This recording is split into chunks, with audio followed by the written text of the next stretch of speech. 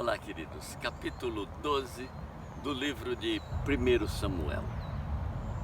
Samuel está no final da sua vida, no final do seu ministério como juiz de Israel. Ele acabara de constituir um rei sobre a nação e agora, ao entregar o bastão, agora ao dar por encerrado o seu trabalho, ele convoca os representantes da nação em praça pública, diante de Deus e diante do rei recentemente constituído, e ele diz assim: eis que estou velho, meus cabelos estão brancos, meus filhos estão perante vocês, e tenho terminado o meu trabalho. Eis que eu me coloco diante de vocês, para que vocês estabeleçam de quem eu tomei um boi, de quem eu tomei um jumento, de quem eu aceitei suborno, de quem eu perverti o direito, a quem eu fiz injustiça. Dizei agora perante Deus e perante o seu ungido, e eu o devolverei. E a nação, através dos anciãos, seus representantes, dizem: a ninguém tomaste o boi, a ninguém tomaste o jumento, a ninguém defraudaste, de ninguém aceitaste suborno, a ninguém perverteste o juízo, a ninguém praticaste injustiça, és íntegro. E então Samuel diz: toma Deus e o seu ungido por testemunha, e o povo diz: Deus é testemunha. Ah, queridos, quão poucas pessoas podem, no final da sua vida, virem perante as pessoas diante de quem viveram e se colocar no banco do réu e se submeter a um julgamento de integridade, um julgamento de correção. Samuel é este homem que vem perante aqueles diante de quem ele executou o seu trabalho de toda uma vida, e diz: em que defraudei algum? E eles dizem: a ninguém, tu és íntegro. Mas sabe, queridos, mesmo pessoas íntegras como Samuel, que podem vir perante uma nação inteira e desafiá-la a apontar os seus erros, as suas falhas, aquilo que ele tomou, aquilo que ele deixou de dar. Mas poucos são os que podem fazer isto perante a sua família, perante a sua esposa, perante os seus filhos, as suas filhas, perante o seu marido, perante seus irmãos, perante seus pais, perante as pessoas de casa. Sim, queridos, porque há muitas pessoas que são nota 10 na rua, mas em casa mal chegam a uma nota 2. Samuel, pelo que podemos entender do capítulo 8, foi perfeito perante a nação, mas sofrível perante a sua família. O texto de 1 Samuel capítulo 8 nos diz que os filhos de Samuel, 2 apenas, um deles chamado Joel e o outro Abias, não andaram nos caminhos do seu pai. Eram corruptos, venais, aceitavam suborno e pervertiam a justiça e faziam a nação errar. Como pode alguém, filho de um homem com atestado de integridade dado por toda uma nação, como podem os seus filhos serem o oposto do seu pai?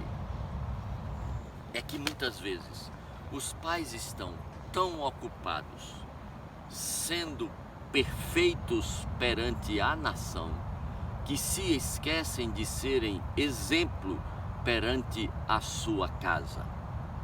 São incansáveis em ensinar a justiça e a verdade para uma nação, mas são negligentes em vivenciarem esta mesma justiça dentro de casa.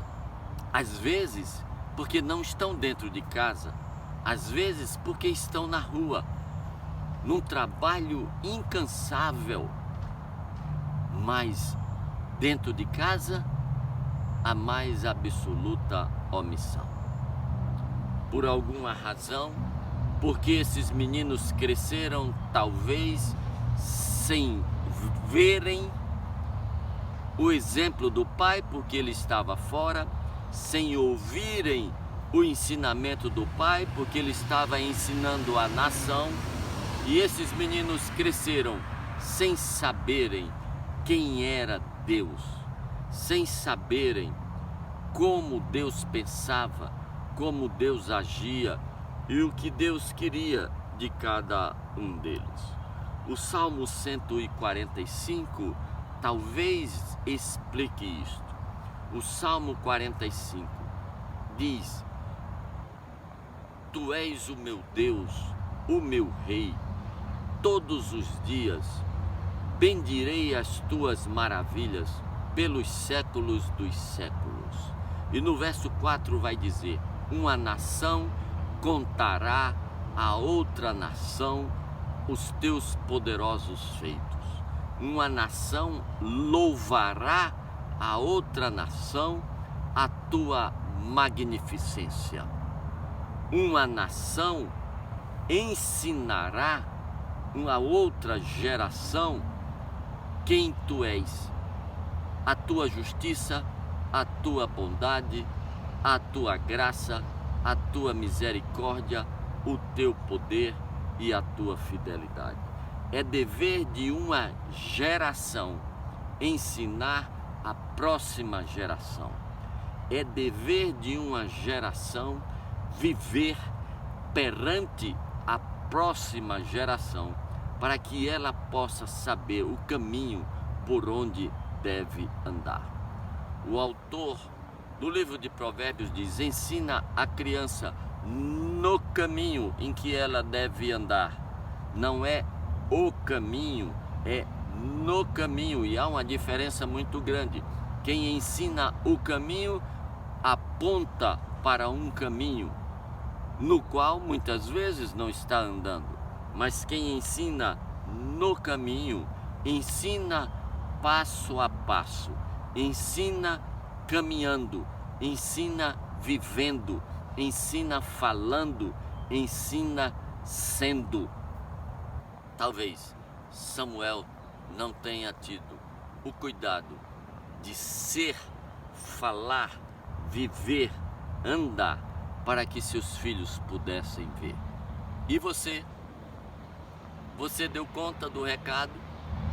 Você pode se colocar perante os seus filhos e dizer: de quem eu soneguei o exemplo, de quem eu tomei a oportunidade de conhecer Deus, conhecer do seu amor, da sua graça, da sua misericórdia, do seu perdão, da sua salvação. Não, você não pode dizer isto. Você não fez a tabuada e agora os meninos estão grandes, não estão mais em casa, não há como ensiná-los agora no caminho. É lamentável, mas nem tudo está perdido. Você ainda tem uma chance, uma única chance, aliás duas. Seus dois joelhos, coloque-se de joelho todos os dias e clame a Deus até que os seus filhos sejam incluídos na bênção daqueles que vão para o céu, na bênção daqueles que são ensinados do Senhor. Isaías capítulo 54, verso 13. Todos os teus filhos serão ensinados do Senhor, serão discípulos do Senhor e será grande a paz dos teus filhos. Jesus vai dizer: na casa de meu pai há muitas moradas. Cabe os meninos todos, cabe as meninas todas, cabe seus irmãos, seus cunhados, seu pai, seu sogro, sua sogra, todas as pessoas que você ama. A pergunta é: qual deles você está disposto a deixar para trás? Deus te abençoe. Pense nisso.